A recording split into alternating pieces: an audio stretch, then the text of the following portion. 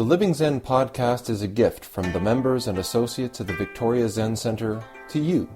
If you enjoy it, please be sure to let your friends know about Living Zen. If you'd like to support our community, here are a few ways that you can do it. Download the Living Zen podcast app for iPod, iPhone, or Android. You can also purchase additional Zen Talks by Venerable Eshu on iTunes or Amazon.com. One of the most meaningful ways to show your support is by joining our Sangha as an associate. Your commitment of $10 a month will ensure that offerings like the Living Zen podcast and our online e-Zendo will continue to be available around the world to everyone with an interest in truly living Zen. To become an associate, please visit our website at www.zenwest.ca and click on the membership tab. Thank you for your support. I'm really glad to be back. I've missed the last 2 Tuesdays, so I feel like I've been away for a long time.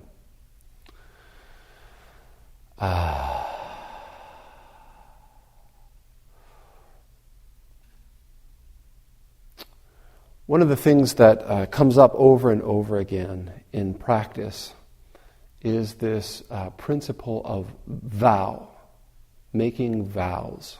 Or if we don't like the word vow, we can use the word commitments.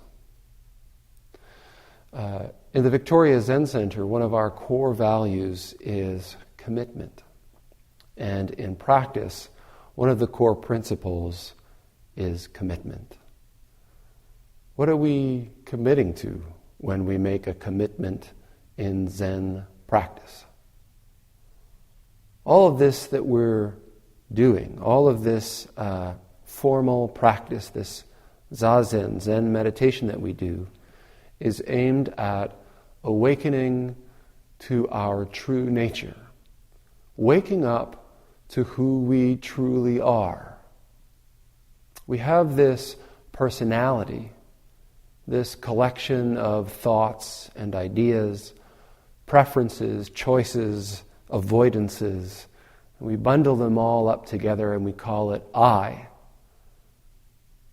But that isn't who we truly are. As we go through our lives, we pick up new things and add them in. And we let go of things that don't serve us anymore.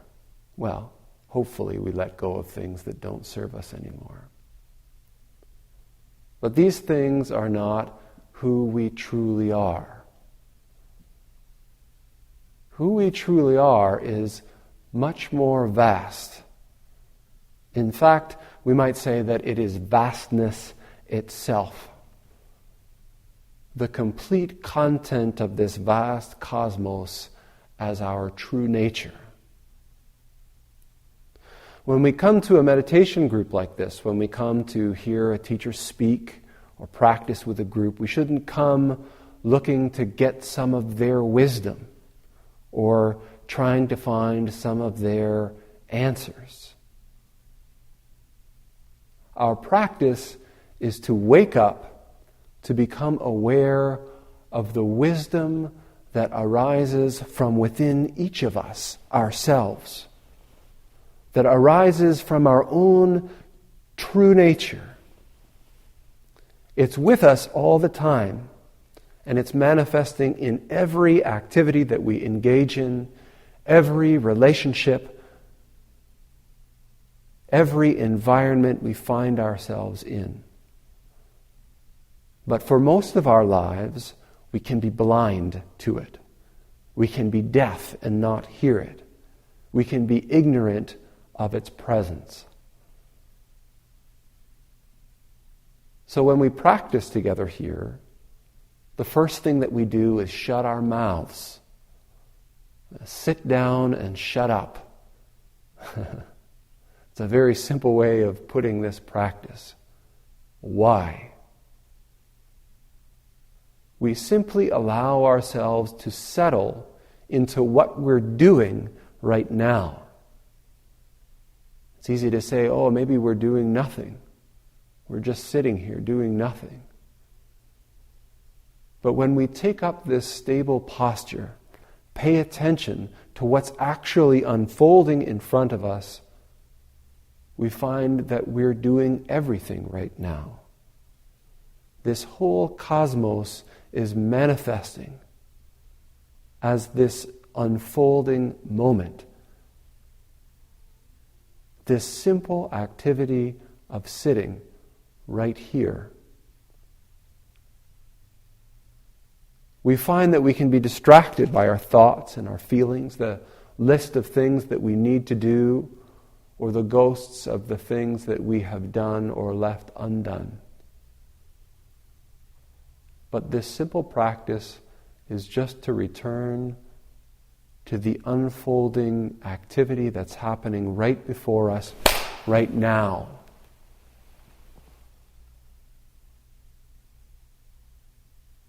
If we're not sure what to do, we can't look around outside us for the answers. We have to turn within. Instead of yammering away with our mouths and running around the world asking people questions about what we should do or what the meaning of all of it is, we need to sit down, be quiet, and listen for the wisdom that arises from within, our true nature. This practice, Buddhism, the Buddha Dharma. Buddha means the one who is awake. Our practice isn't about just studying the dead words of a man who lived 500 years before Christ, but about becoming the one who is awake, manifesting Buddha in this very moment. The Buddha said, "Wonder of wonders, fundamentally we are all already awake, but we don't realize it." This is the fundamental teaching of Zen. Not to worship, not to bow and scrape and follow, but to wake up. Realize the wisdom that is already manifest in your heart. It's there. Already. There is nothing lacking. There is nothing needed. There is nothing more to gain. All we need to do is realize it. To wake up to the wisdom that already manifests in our hearts. You know it's true. You know when you face a decision and nobody is around to tell you where to go. You know this feeling of knowing what's right to do. Each of us knows the feeling of knowing what's right to do and choosing not to do it. And I hope that each of us knows the feeling of being in a situation where we know what's right to do and we do it. Zen practice, this thing that we do when we take up vows, we call them the sila in Buddhism, precepts. Or when we shave our heads and become a monk, we take vows. But in a nutshell, all of these vows boil down to simply again and again turning into, submitting, surrendering our life's activity to following this wisdom that arises from within. Over and over again, sharpening our ability to hear, our ability to see, our ability to feel this wisdom that arises and to manifest it. It's difficult. Sometimes that collection of preferences I call me doesn't want to. To do what's appropriate here is hard. It's going to make me look bad. It's going to make me uncomfortable. Oh, it's going to take such a long time. But when we make that commitment to our true selves, it means opening up our hearts and saying, yes, yes, I will manifest the wisdom which is already arising. I will manifest my true nature over and over and over again. All of this form that we do, all of the chanting, all of the bowing, all of the sitting, the discomfort we feel in our bodies, the emotions that we feel rising up as we sit, the busyness of our thoughts. All of this is this clear opportunity, this clear mirror between I am, this collection of preferences we call self, and an opportunity to let go into our true nature. We can, each of us, if we sharpen our awareness, we can feel resistance. I don't want to. This is weird. And we can know for ourselves what it is to dissolve into the activity that we're engaged in. And here in the Zendo, it starts with sitting, it starts with walking, it starts with bowing. But as we familiarize ourselves with the experience, and we walk out into our lives, we begin to know from that experience what it is. So when we're making relationship, we feel that resistance and we say, there it is. And we can choose to practice with the material of our lives, letting go into relationships, letting go into our work, letting go into our art, into our music, into our every activity.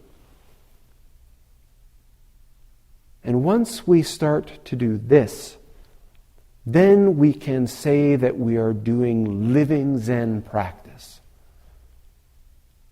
And that is what I hope for all of us. That is what we're aiming at here at the Victoria Zen Centre.